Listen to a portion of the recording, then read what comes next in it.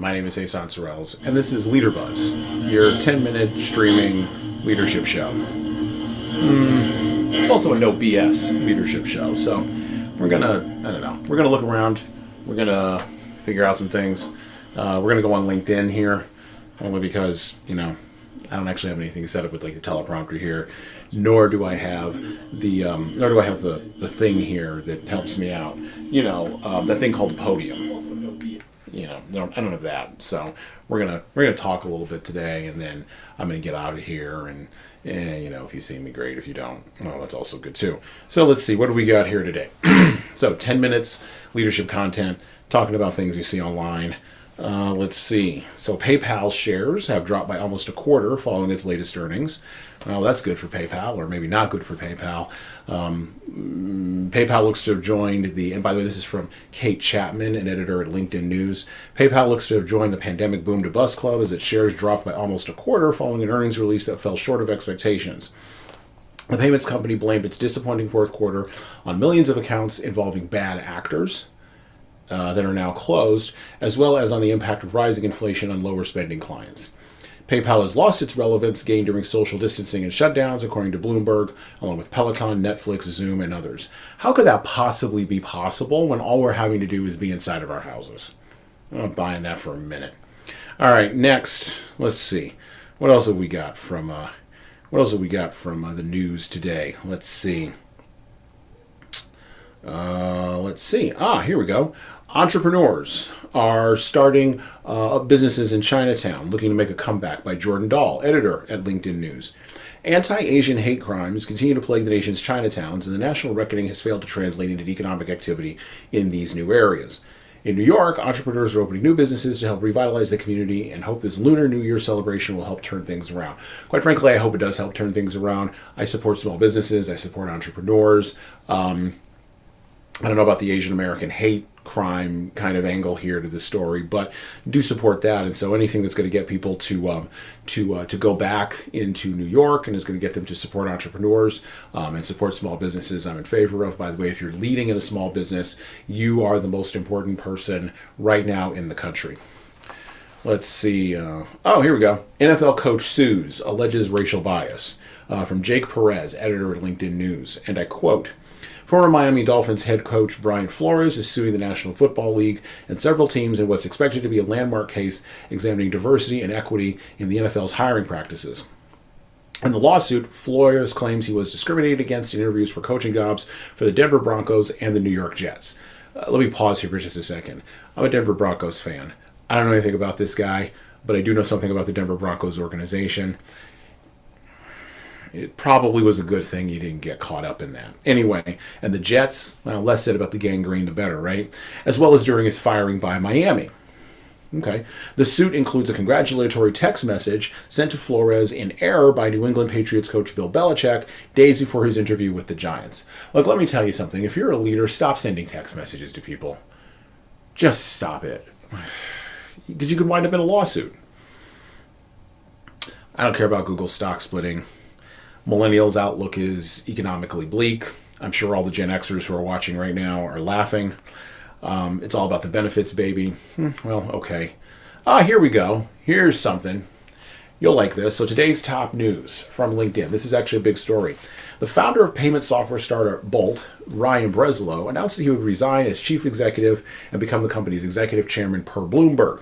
The news follows Bolt's latest funding round, which valued the company at $11 billion. It's pretty good if you can get it. It also comes on the heels of a polarizing tweet storm in which Breslow accused rivals Stripe and Accelerator Y Combinator of being quote-unquote the mob bosses of Silicon Valley, determined to crush any competitors at any cost. Bolt executive Maju Kuravilla will replace Breslow as CEO.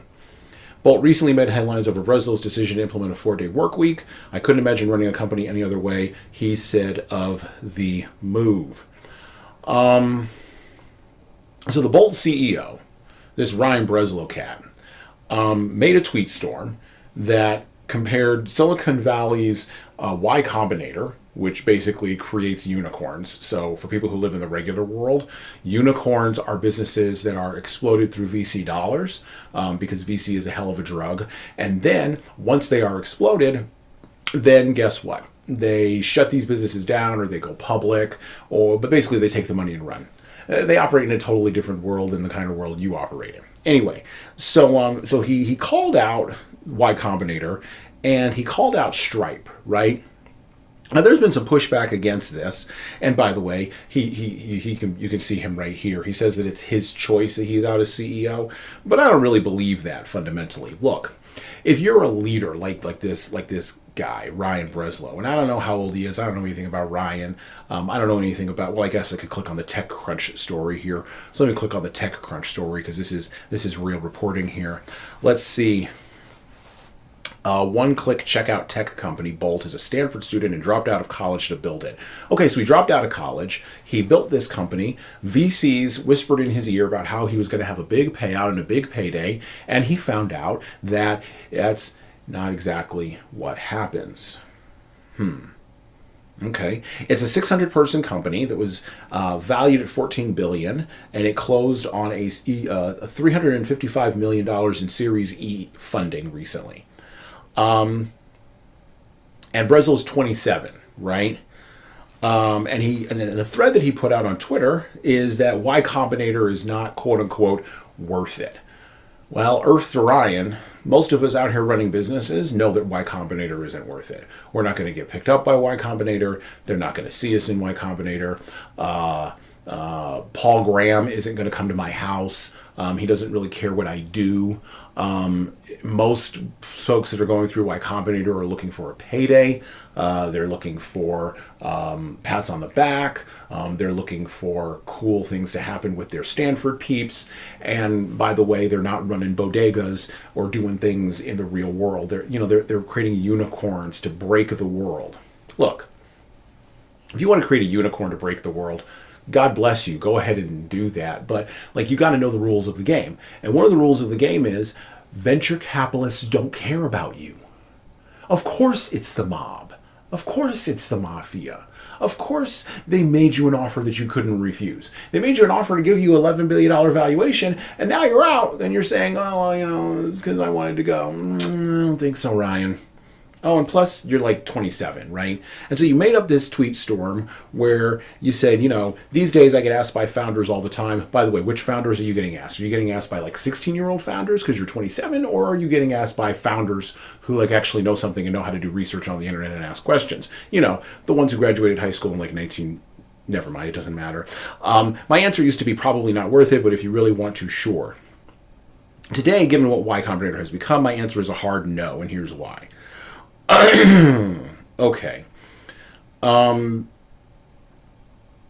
First and foremost, he calls out Y Combinator in his Tweetstorm for being predatory. He calls them out for the enormous option pool that Y Combinator takes out. When building a startup, the failure case doesn't matter. 10 to 14% of nothing is nothing. Okay. If Bolt went through Y Combinator, their stake would be worth nearly $1 billion. This equity is precious. Founders generally consider Y Combinator with 5 beliefs. The name will raise valuation by more than 10 to 14%. And by the way, Ryan, that's because that's the game they're in. Y Combinator will coach you and mentor you because that's the game that those startup founders are in. Y Combinator will put you in front of 100 investors at demo day because that's the game you want to be in. Y Combinator will help you sell into Y Combinator because that's the game you want your startup to be in, and Y Combinator will connect you with peers, because that's the game you want your startup to be in. That's why you do your startup with Y Combinator, and you don't open up a storefront in, I don't know, Dubuque, or Timbuktu, or Kenosha, or any place that's not San Francisco with Y Combinator. Okay. That's why people do it, Ryan. And he says, even still, the Y Combinator brand doesn't help with valuation anymore. In the past, it did. The prestige has been stripped. Y Combinator will coach you on company building. My Y Combinator founder friends, the advice is minimal. Rushed office hours, generic advice. Y Combinator is a machine, and going deep with the founder is basically impossible by design. Well, yeah, it's a lottery ticket. That's what, a guy named, Peter Thiel said a few years ago, right? You are not a lottery ticket, but if you go into Y Combinator, you're going to be a lottery ticket.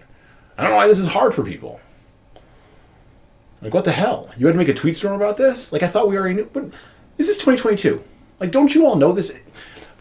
There's this magical thing called the internet where you can research what it's like to be a founder in Y Combinator.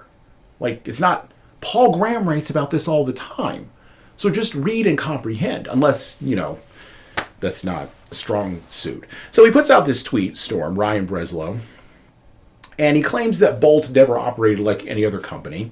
And then he also claims that the executive chairman is going to step up to CEO and everything's going to be wonderful and great and good. He also claims that Stripe was in some weird, conspiracy to hold Bolt down and decrease their valuation. I'm sure that's actually what he said. And that in stepping up to executive chairman, this is back on LinkedIn, not in the Tweetstorm, he says, "I will focus on my superpowers all day, driving culture, landing deals, and thinking big. This change will allow me to be even more involved in the parts of the Bolt I care most about." Hold on a second.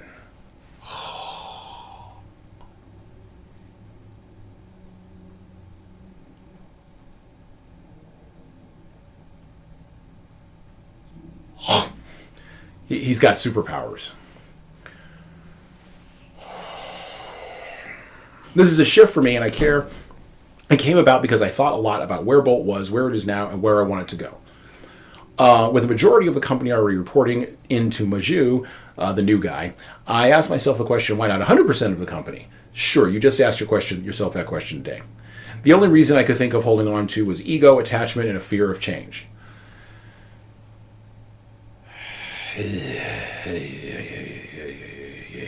You got 40 comments on his post on LinkedIn.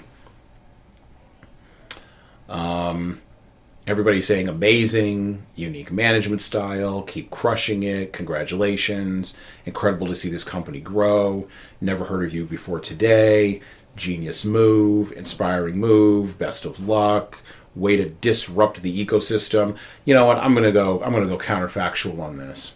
If you really want to disrupt the startup ecosystem, leave Bolt, take your shares with you, liquidate your shares, take the money, and move. Move to Florida, or move to Massachusetts, or move to any other state other than San Francisco. Move to another area, maybe a rural one, maybe someplace like, I don't know, Albuquerque, rural in comparison to San Francisco. I know Albuquerque is a major town. Don't anybody email me from Albuquerque. But go somewhere, Ryan, where your billion-dollar valuation and your tweet storms don't matter, and build a business there. Do what the rest of us do out here when we didn't have money to borrow because we couldn't get to Stanford or, this place. And we actually had to go buy our jackets and buy our clothes from that place in order to give us status and credibility. Do that, and then you can come back to me with your superpowers. You don't have superpowers. You treated yourself like a lottery ticket and you got plucked. Congratulations. Good luck to you, because I'm sure it's holding up. All right, so that's the Bolt thing. That's the top thing in today's news in LinkedIn. The other top thing here, and I wasn't really going to talk about it, but it is a leadership problem here, and it is what we talk about here on LeaderBuzz, your 10-minute leadership show, live stream through Zoom every Wednesday here. CNN boss abruptly resigns. By Jake Perez, editor at LinkedIn News. Quote, Jeff Zucker has abruptly stepped down from his post as CNN's president and the chairman of Warner Media's news and sports division, acknowledging he failed to disclose a romantic relationship with a fellow senior executive. In a memo to staff, he said that his consensual relationship with Allison Gollust, CNN's executive vice president and chief marketing officer, way to go CMO, came up during an investigation into the conduct of the now fired CNN anchor Chris Cuomo. Gollust is, of course, staying on.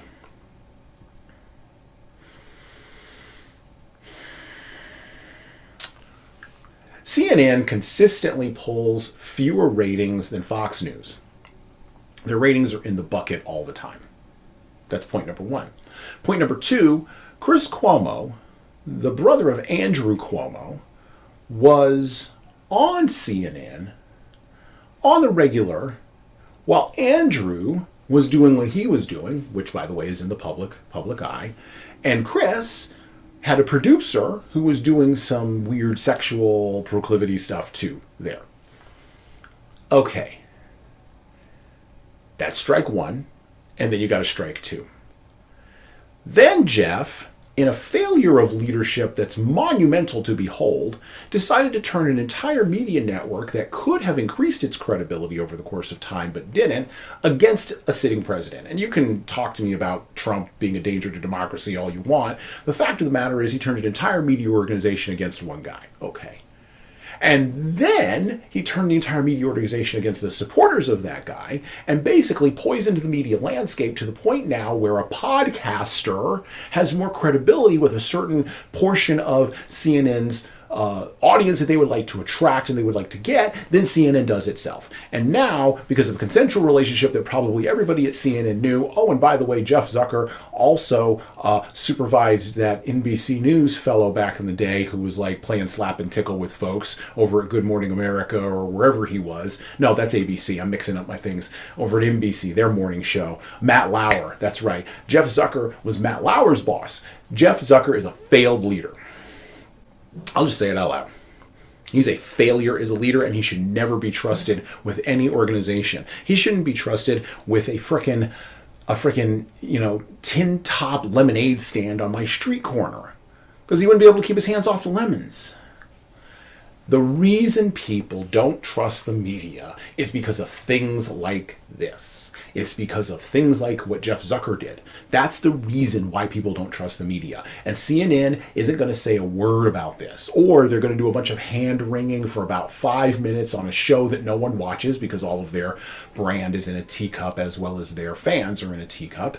And no one's going to say anything about it. And then they're going to move on to continuing to lean on Spotify to get rid of Joe Rogan.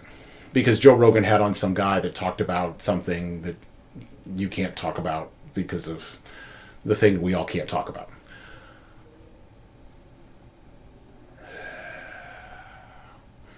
This is an example, a prime example of leadership failures. And here on LeaderBuzz, just like we do with Leadership Lessons from the Great Books, just like we do with the My Boss Doesn't Care podcast, we're going to talk about failures of leadership. We're going to talk about how these failures compound over the course of time and how they eventually become headlines that you read on LinkedIn on a daily basis. Or if you don't read them on LinkedIn, you see them on your Facebook page, or you maybe follow them on Twitter, or maybe somebody randomly tells you about them on the street because you've long since begun to disconnect from all of the nonsense. This is a real tragedy, and not what happened to Jeff Zucker. He probably deserved it, but what's happening to the internal little people at CNN is a real problem. You know, the people who are going to CNN every day because they have to, because they've got to make money, because they've got to feed their families, because they have to pay their rent. Those are the people that are being damaged by Jeff Zucker's lack of leadership. By the way, it's the same people at Bolt who are working in the startup who are now being damaged by Ryan Breslow's leadership, who are the same people who are the little people who are being damaged by every other failure of leadership we have today in this world. And these headlines are just a few examples of the failures of leadership, and they're just a few examples of how we're going to deal with these failures of leadership, including my commentary here on LeaderBuzz. So when you return next time, I'll probably have a podium here, and it'll probably have a nice little thing on there. And then I'm going to pontificate for another 10 minutes on the leadership failures that we see in the headlines today. Because you're only going to get, you're going to get the truth of leadership from me right here on LeaderBuzz. All right. You have a good rest of your leadership week.